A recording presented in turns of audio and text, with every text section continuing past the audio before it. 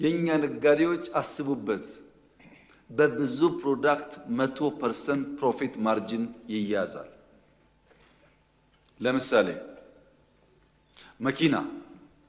ኤሌክትሪክ መኪና 3.5 ሚሊዮን እስከ 4 ሚሊዮን ባለው ውስጥ አንድ አይነት መኪና ይሸጣል ድርድሩ ሪሲት ተቀበላል አትቀበልም በፎርማል ነው ፎርማል አይደለም እየተባለ ማለት ነው መኪና የምታስገቡ ሰዎች ኢቪ ካር ማስገባታችሁን የምንመርጠው ቢሆንም በመናደርገው ስውር ሱፐርቪዥን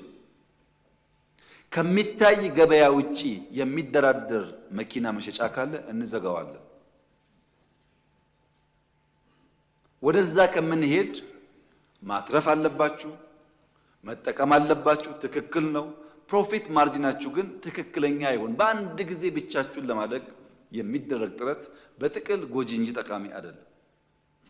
ሰስቴን የሚያደርግ ቢዝነስ ነው መፈጠር ያለበት